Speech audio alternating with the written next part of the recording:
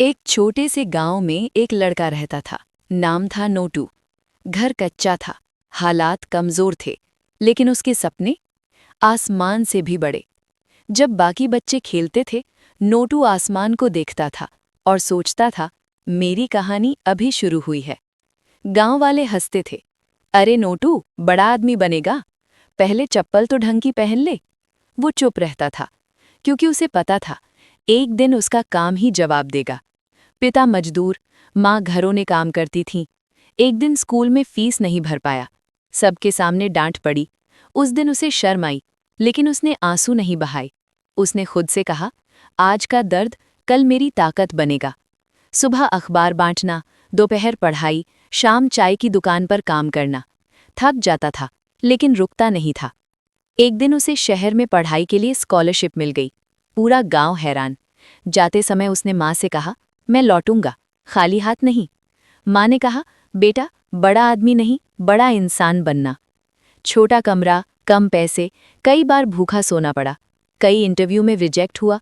लोग कहते, गांव से हो, नहीं कर पाओगे। लेकिन हर ताना उसके लिए ईंधन बन गया। उसने पढ़ाई पूरी की, नौकरी मिली, फिर अपनी छोटी कंपनी शुरू की। धीरे धीरे मेहनत रंग लाई। एक दिन गांव में बड़ी गाड़ी आकर रुकी।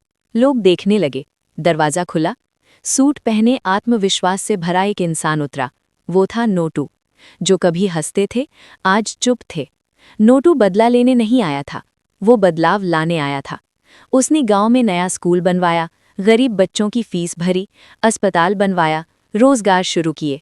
वो हर उस घर गया जहां उसे ताने मिले थे, लेकिन उसने किसी को कुछ याद नहीं दिलाया, क्योंकि असली जीत चुपचाप होती है। जब वो अपने पुराने घर पहुंचा, माँ दरवाजे पर खड़ी थी। नोटू उनके पैरों में बैठ गया। माँ, मैं लौट आया। माँ ने सिर पर हाथ रखकर कहा, तूने पैसा नहीं कमाया बेटा, तूने सम्मान कमाया है। नोटू ने बच्चों से कहा, सपने देखने से डरना मत। लोग हंसेंगे, ये उनकी आदत है। मेहनत करना, ये तुम्हारी ताकत है। हालात कमज़ोर हो सकते हैं, लेकिन इरादे कभी कमज़ोर मत होने देना।